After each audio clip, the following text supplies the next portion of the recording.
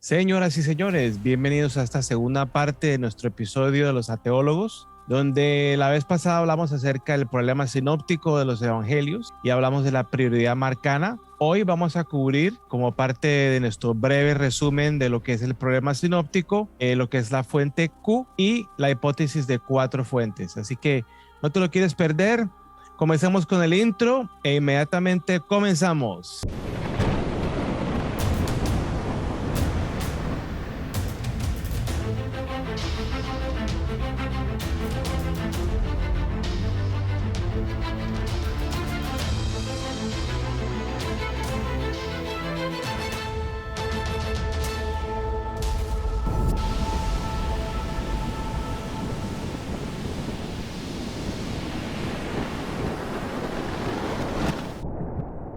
Bueno, veamos este como un primer ejemplo, la alimentación de los 5.000.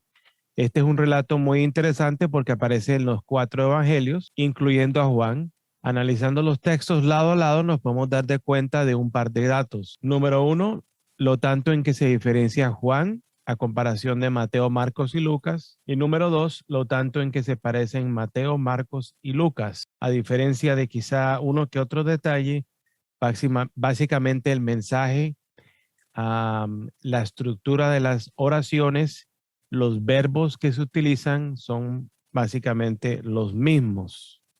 Pasajes como estos en los sinópticos existen en abundancia y la pregunta se hace mucho más complicada porque los sinópticos no solamente tienen mucho en común, sino también se diferencian en ciertos aspectos, es decir, están en desacuerdo en ciertos lugares. Hay algunas historias que se encuentran en 3, hay otras que solamente se encuentran en 2 de 3 y otras historias que solamente se encuentran en 1. Además, cuando los evangelios comparten la misma historia, muchas veces le hacen la misma redacción y a veces no. A veces la expresan de una manera un poco diferente. Y a veces 2 de ellos la expresan de la misma forma y el tercero la expresa un poco diferente. Los padres de la iglesia primitiva se dieron cuenta de este problema sinóptico y trataron de solucionarlo de esta manera. Una de las teorías más antiguas fue propuesta por San Agustín, quien reconoció a Mateo como el primer evangelio y que luego Marcos hizo un resumen de Mateo y que Lucas utilizó los otros 2 como referencia. Luego más adelante expertos argumentaron que más bien Marcos escribió un resumen de Mateo y Lucas. Por ejemplo, en Mateo 8 versículo 12, Marcos 1 versículo 32 y Lucas 4:40 muestra que Mateo dice que Jesús sanó gente en la noche, Lucas dice que fue el atardecer, pero Marcos parece unir a los 2 diciendo que fue, cito, durante el atardecer en la noche. Esta solución al problema sinóptico se vería así.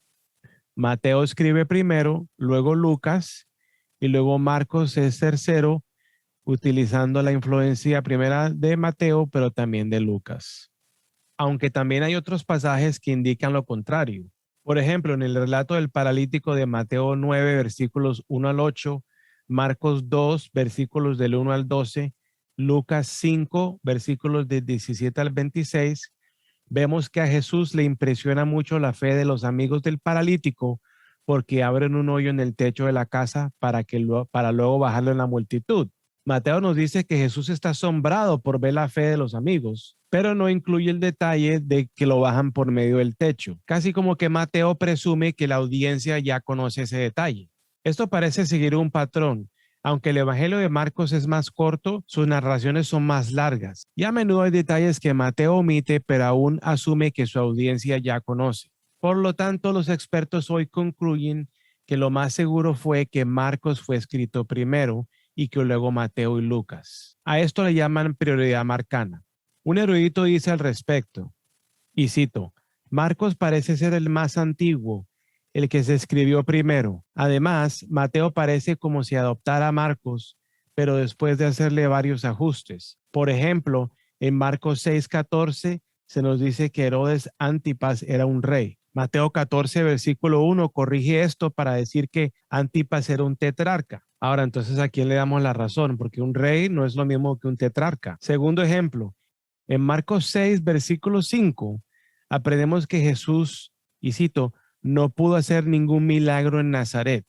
Ahora, cuando Mateo cuenta la historia en capítulo 13, en versículo 58, él aparece aquí como excusando a Jesús, diciendo que no pudo hacer ningún milagro a causa de la incredulidad de ellos. Entonces ahí está, este es un ejemplo donde se añade un detalle, donde Mateo añade un detalle que no tenía Marcos. Esto se le puede llamar un tipo de redacción. Como dijo el experto del Nuevo Testamento, G.M. Styler, cito, dado Marcos, es fácil ver por qué se escribió Mateo.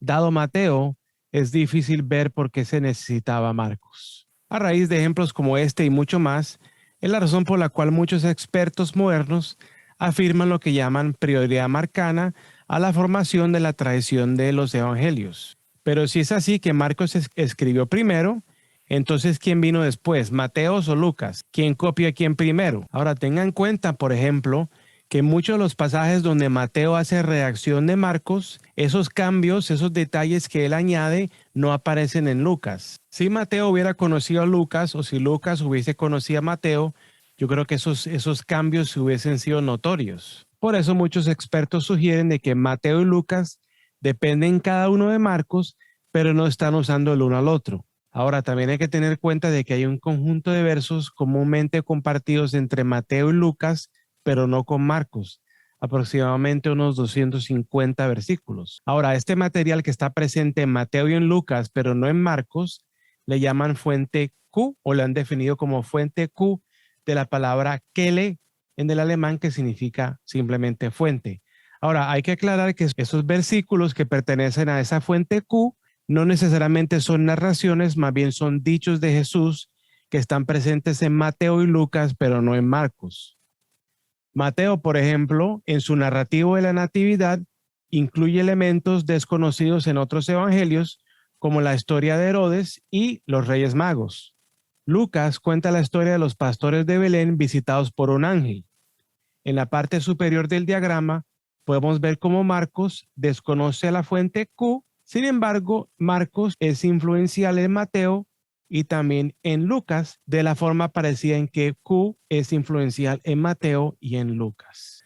Ahora, además de esa fuente de dichos que le pertenecen a Jesús, que fueron designados como fuente Q, resulta que también existen muchos versos, muchos versículos de Mateo que aparecen solamente en Mateo y también ciertos versos que aparecen solamente en Lucas. Entonces, a raíz de ese detalle, este modelo ahorita no es suficiente. ¿Cómo soluciona el experto B.H. Streeter, quien sugiere que cada dicho e historia de los evangelios se puede atribuir a una de 4 fuentes? Noten en esta ilustración cómo Mateo y Lucas usaron cada uno de 3 fuentes para escribir su evangelio.